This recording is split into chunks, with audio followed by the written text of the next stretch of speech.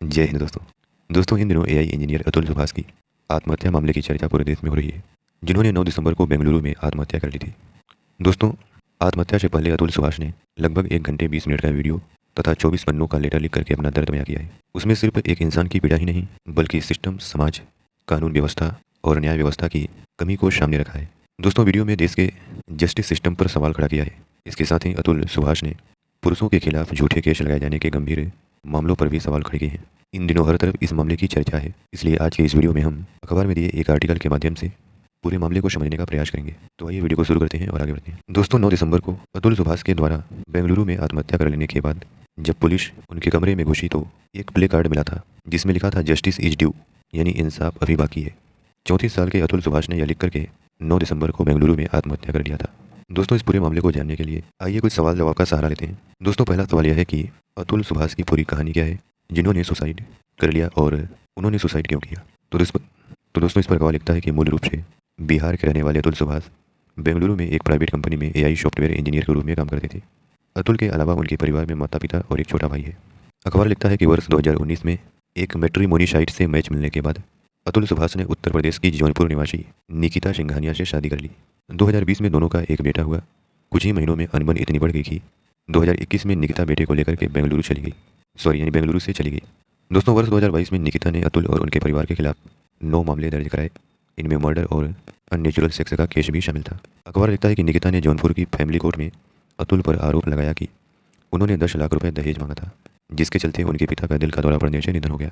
वर्ष 2022 से 2024 के दौरान इन मामलों की सुनवाई 120 बार हुई, जिसमें 40 बार अतुल को बेंगलुरु से जौनपुर पेशी के लिए आना पड़ा और आखिर में 9 दिसंबर 2024 को अतुल ने सुसाइड कर ली। बेंगलुरु के फ्लैट में उनका शव पंखे से लटका मिला। अतुल सुभाष ने आखिरी वीडियो में कहा था कि मुझे लगता है कि मेरे लिए मर जाना ही बेहतर होगा, क्योंकि जो पैसे मैं कमा रहा हूँ उससे मैं अपने ही दुश्मनों को बलवान बना रहा हूँ। मेरे ही टैक्स के पैसे से ये अदालत, ये पुलिस और ये पूरा सिस्टम मुझे और मेरे परिवार और मेरे जैसे और भी लोगों को परेशान करेगा। ये अतुल सुभाष के शब्द थे। आगे अखबार लिखता है कि अतुल सुभाष ने सुसाइड से पहले 120 मिनट का एक वीडियो बना करके सोशल मीडिया पर शेयर किया है। इसमें उन्होंने 4 बड़े सवाल खड़े किए हैं, जिसमें पहला है पत्नी से प्रताड़ना। अखबार लिखता है कि अतुल ने कहा, मैंने पत्नी को हर महीने 40,000 रुपये मेंटेनेंस देता हूँ। इसके बावजूद वो बच्चे को पालने के लिए खर्च के तौर पर 2 से 3 लाख रुपए महीने की डिमांड कर रही है। मेरी पत्नी मुझे मेरे बेटे से न तो मिलने देती है और न कभी बात कराती है। दूसरा बड़ा सवाल अतुल सुभाष ने यह खड़ा किया है कि केस की सुनवाई करने वाली जज ने पत्नी का साथ देकर न्याय नहीं किया। अतुल ने कहा कि मेरी पत्नी ने यह केस सेटल करने के लिए पहले 1 करोड़ रुपए की डिमांड की थी, लेकिन बाद में इसे बढ़ा करके 3 करोड़ रुपए कर दिया। जब मैंने 3 करोड़ रुपए की डिमांड के बारे में जौनपुर की फैमिली कोर्ट की जज को बताया तो उन्होंने भी पत्नी का साथ दिया। तीसरा बड़ा सवाल जज पर रिश्वत मांगने का आरोप। दोस्तों, अतुल सुभाष ने कहा कि जज कोर्ट में करप्शन करती है। इनका पेशीदार आम आदमी से 50 रुपये और बड़े लोगों से 500 से 1000 रुपये लेता है, तभी मन मुताबिक डेट मिलती है। वे कहते हैं कि जज पैसे लेकर के फैसला देती है। उन्होंने केस टालने के लिए 5 लाख रुपये रिश्वत की मांग की। और चौथा बड़ा सवाल पत्नी के घर वालों को कानून का खौफ नहीं। दोस्तों, अतुल ने बताया कि जब इस मामले को लेकर के उसने सास से बात की तो सास ने कहा कि तुमने अभी तक सुसाइड नहीं किया, मुझे लगा आज तुम्हारी सुसाइड की खबर आएगी। इस पर अतुल ने उन्हें जवाब दिया कि मैं मर गया तो तुम लोगों की पार्टी कैसे चलेगी। तो सास ने जवाब दिया कि तुम्हारा बाप पैसे देगा। पति के मरने के बाद सब पत्नी का होता है, तुम्हारे माँ बाप भी जल्द मर जाएंगे, उसमें भी बहू का हिस्सा होगा। पूरी ज़िंदगी तेरा पूरा परिवार कोर्ट के चक्कर काटेगा। दोस्तों, यह सवाल अतुल सुभाष ने अपने 120 मिनट के उस वीडियो में उठाए हैं। अतुल ने अपनी आखिरी इच्छा में लिखा, मेरे केस की सुनवाई लाइव टेलीकास्ट हो, यानी मेरे केस की सुनवाई का लाइव टेलीकास्ट हो। पत्नी मेरा शव न छुए, जब तक प्रताड़ित करने वालों को सजा न हो, मेरी अस्थियाँ विसर्जित न हो। यदि भ्रष्ट जज मेरी पत्नी और उसके परिजन को कोर्टबरी कर दे तो मेरी अस्थियाँ उसी अदालत के बाहर किसी गट्टर में बहा दी जाएँ। मेरे बेटे की कस्टडी मेरे माता पिता को दी जाए। दोस्तों, अगला सवाल यह है कि दहेज प्रताड़ना के लिए क्या कानून है और क्या उसका दुरुपयोग हो रहा है। तो इसका जवाब देते हुए अखबार लिखता है कि भारतीय कानून में दहेज लेना और देना दोनों ही अपराध है। इसके लिए इंडियन पिनल कोड की धारा 498A के तहत केस दर्ज किया जाता था। चूँकि अब इंडियन पिनल कोड का जगह भारतीय न्याय संहिता ने ले लिया है, इसलिए यह प्रावधान अब धारा 85 और 86 में है। अखबार लिखता है कि एक्सपर्ट के मुताबिक वैवाहिक जीवन में सिर्फ दहेज की वजह से प्रॉब्लम नहीं होती, कई अन्य वजहों से भी विवाद हो सकते हैं, जैसे किसी की सास ससुर से नहीं बनती या पति ज़्यादा वक्त नहीं दे पाता। इसके लिए कानून में अलग से कोई रेमेडी नहीं है, इसलिए सबक सिखाने के लिए दहेज प्रताड़ना के तहत मुकदमा लिखवा दिया जाता है। इसके प्रावधान बेहद सख्त हैं। इन मामलों में महिला को आरोपों का सबूत नहीं देना होता। केस दर्ज होने के बाद प्रूफ ऑफ बर्डन पुरुषों पर होता है, यानी उसे खुद अपनी बेगुनाही साबित करनी पड़ती है। आगे अखबार लिखता है कि 10 दिसंबर 2024 को सुप्रीम कोर्ट ने एक केस की सुनवाई करने के दौरान कहा कि महिलाएं धारा 498 ए का दुरुपयोग कर रही हैं। सुप्रीम कोर्ट ने कहा, कभी कभी पत्नी की गलत मांगों को पूरा करने के लिए पति और उसके परिवार वालों के खिलाफ आईपीसी की धारा 498 ए का सहारा लिया जाता है। इसको देखते हुए कोर्ट ने पहले भी चेतावनी दी है और बिना किसी ठोस सबूत के घरेलू उत्पीड़न के आरोप किसी क्रिमिनल केस का आधार नहीं बन सकते। कलकत्ता हाईकोर्ट ने तो यहाँ तक कहा कि धारा 498 ए का दुरुपयोग कर महिलाओं ने लीगल टेरर यानी कानूनी आतंक मचा रखा है। दोस्तों, आर्टिकल में लेखक अगला सवाल पूछते हुए कहते हैं कि अननेचुरल सेक्स के लिए धारा 377 क्या है और क्या इसका दुरुपयोग हो रहा है। तो इसका जवाब देते हुए अखबार लिखता है, कोई भी व्यक्ति किसी पुरुष, महिला या जानवर के साथ अप्राकृतिक तौर से संबंध बनाता है तो उस पर धारा 377 यानी 377 लगाई जाती है।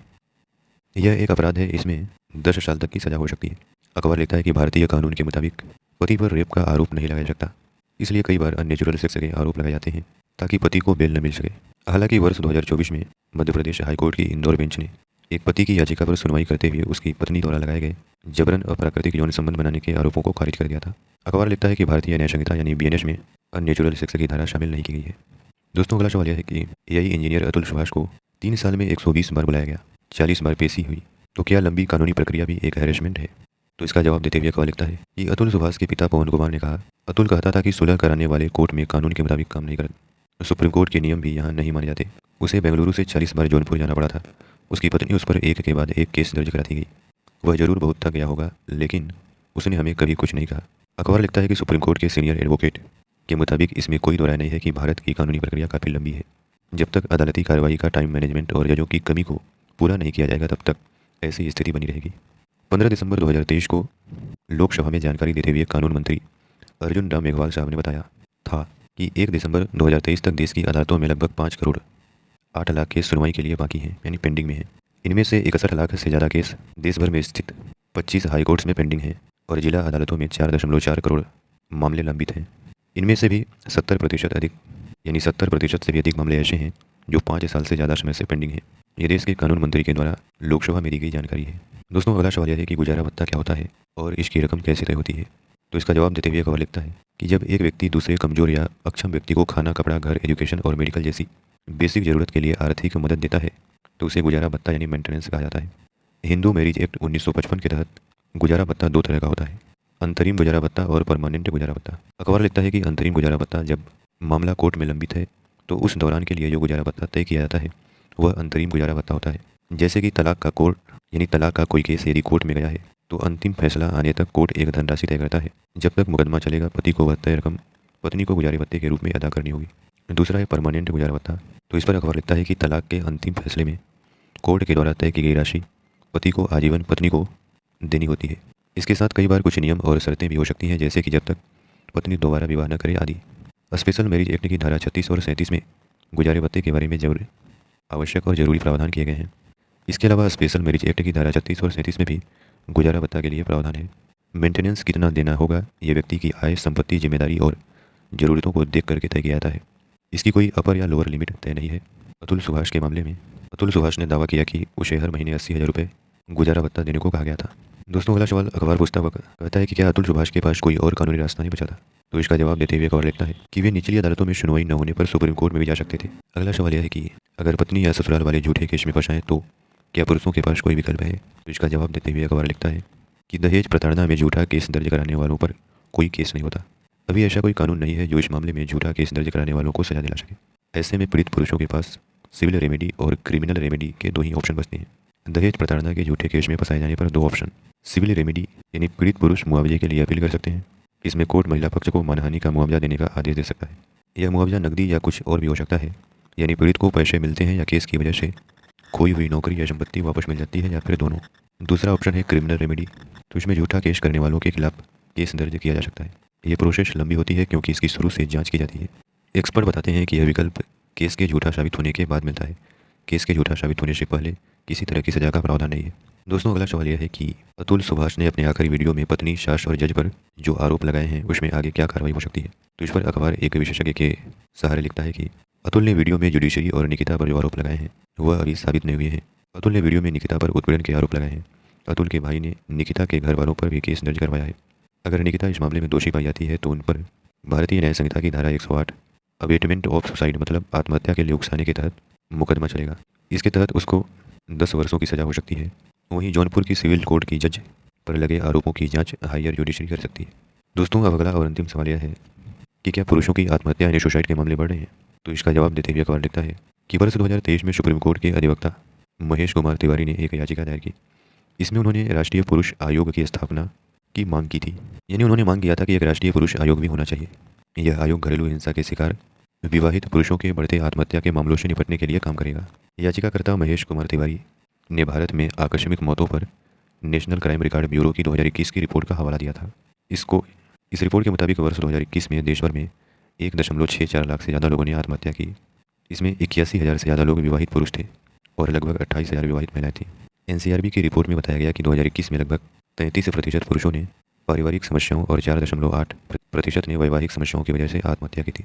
तो दोस्तों, ये रहा एआई इंजीनियर अतुल सुहास की आत्महत्या मामले की पूरी जानकारी।